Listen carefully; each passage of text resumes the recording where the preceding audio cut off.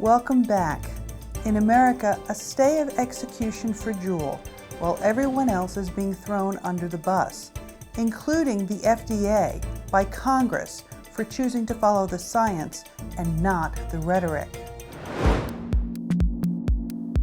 As of today, Juul electronic cigarettes can no longer be sold in the U.S. The FDA ordered all Juul electronic cigarettes removed from the U.S. market. The FDA plans to order all Juul products off store shelves. The U.S. Food and Drug Administration on the 23rd of June ordered Juul Labs e-cigarettes off the market, saying that the products played an outsized role in the rise of youth vaping. Interestingly enough, the youth vaping epidemic that is referred to as justification has never been a reality. More so, the youth vaping rate in the United States has been in steady decline since 2020. CDC data has shown that youth vaping has plummeted by 60% over the past 2 years. Only 3.1% of high school age and 0.3% of middle school age students used e-cigarettes daily.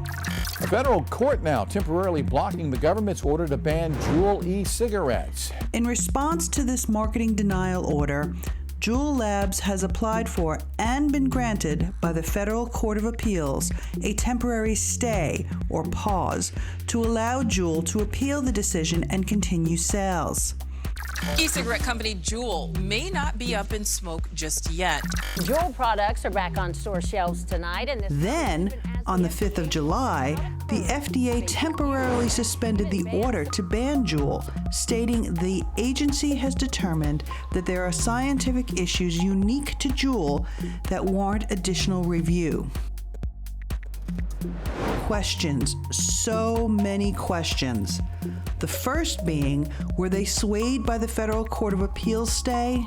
Second, what is actually so special about Juul that they can be reviewed after the fact when everyone else has been thrown under the bus without recourse?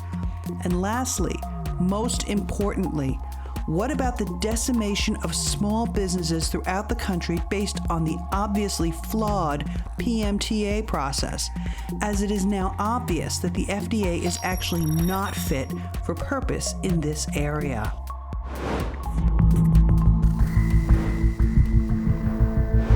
The Australian government is more useless than a dedicated bike path. Just when you thought that Australia couldn't go any further down the rabbit hole. So we reviewed the global evidence on e-cigarettes, and the bottom line is they are harmful to health. We need to get these things off the shelves altogether because they're just too dangerous. Public Health released yet another report on vaping by the E-Cigarette Working Committee.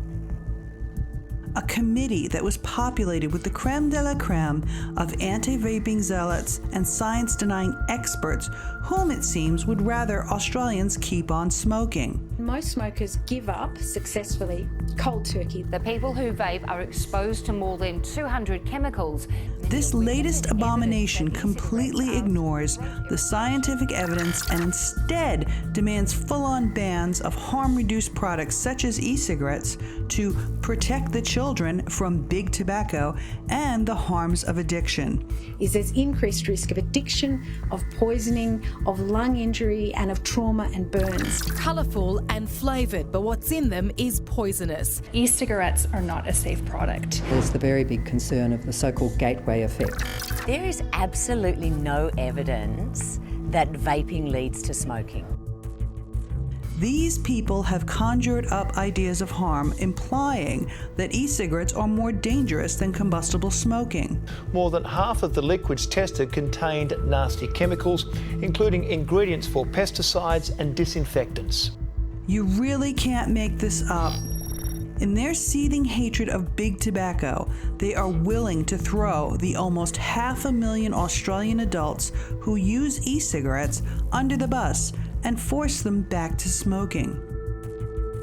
Perhaps because they too, like the United States, need the excise tax to fill holes in budgets across the country.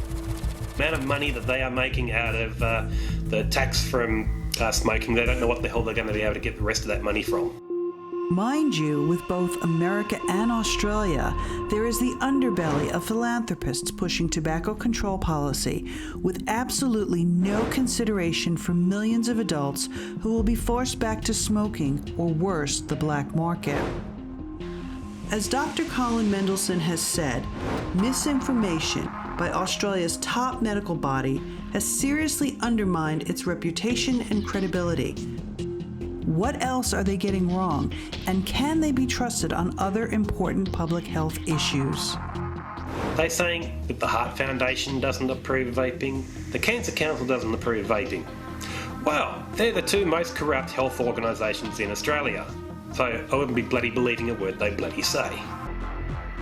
However, it's not all doom and gloom. In positive news, the Swedish Parliament rejected a proposed ban on sales of flavoured vaping products that was introduced in February by the Ministry of Social Affairs.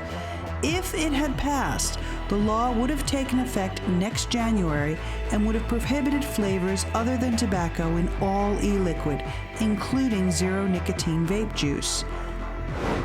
And the Czech Republic has announced they will include reducing tobacco harm into its public health strategy, becoming the main advocate of a policy to reduce tobacco harm in the European Union. This strategy includes the use of nicotine pouches, and it is expected to be implemented in the near future. While it seems that the bad news is never ending, we must continue the fight. There are cracks in the armor. There is light shining through. We must not let philanthropists, anti-science, and tobacco control zealots determine our future and our health.